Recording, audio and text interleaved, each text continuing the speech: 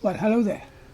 I don't know about you, but I've been watching the news or listening to the radio, and it's almost every day we're getting another set of stabbings.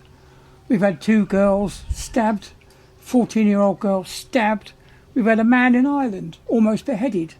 And then we find that the story of this Henry Novak, the young lad in Southampton.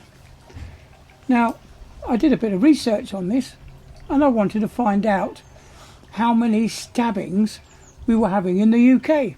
And it turns out that we're having 140 stabbings per day.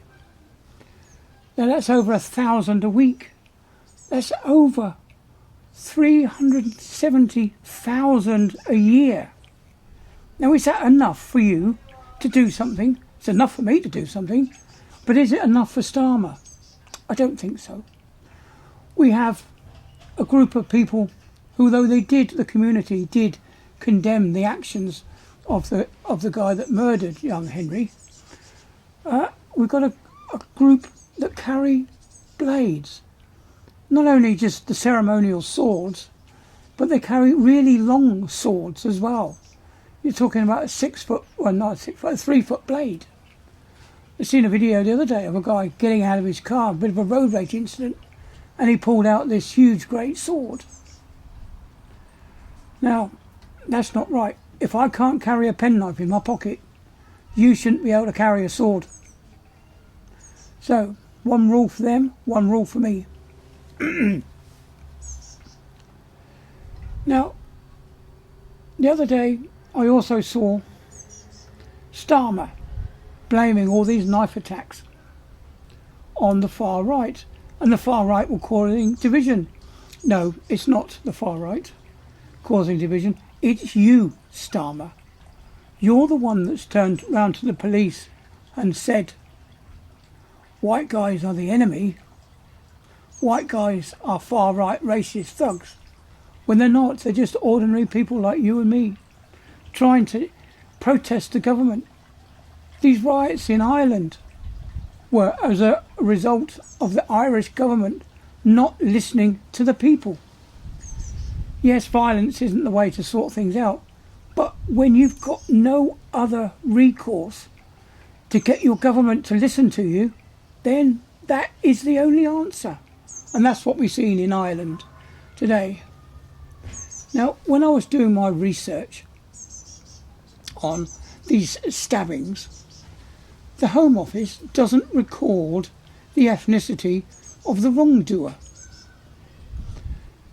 The Home Office doesn't record the religious nature of the wrongdoer. The Home Office doesn't record the colour of its skin.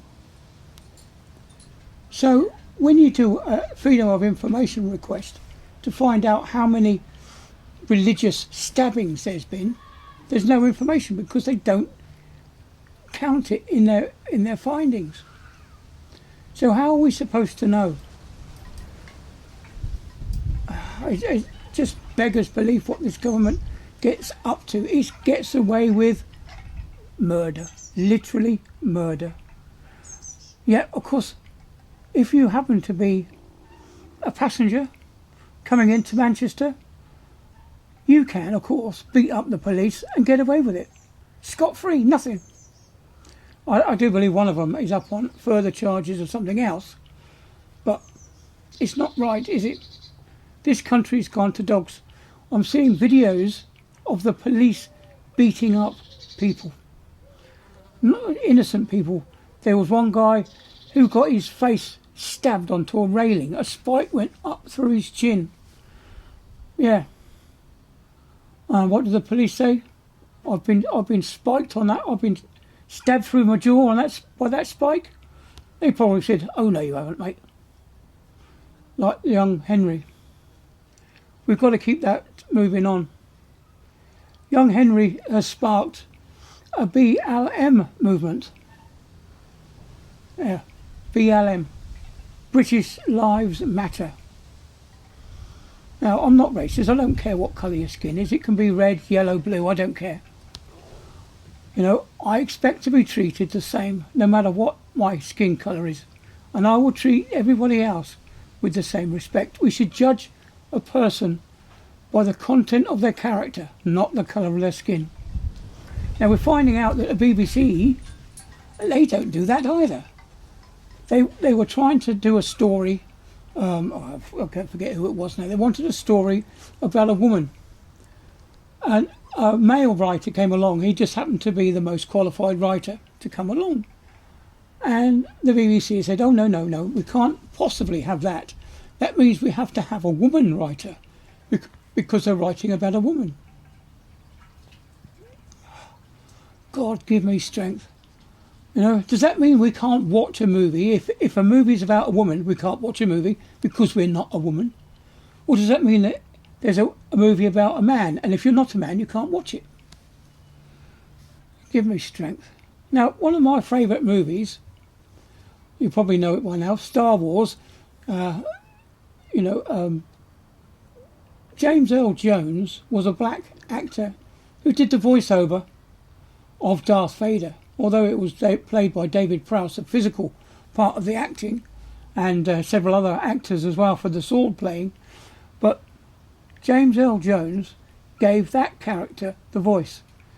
If we had gone through the same wokeness as we've gone through today, that would never have been allowed to happen. Now, I did enjoy James Earl Jones's voice lent it such a dark, deep, menacing tone to that voice that it really made the part what it was. And the way the country's going now is that will never be able to happen again. We have gone to the dogs. We've got a police force that thinks white people are the enemy. We've got a government that doesn't care for us. And we have a society that hates us. We in the UK are screwed.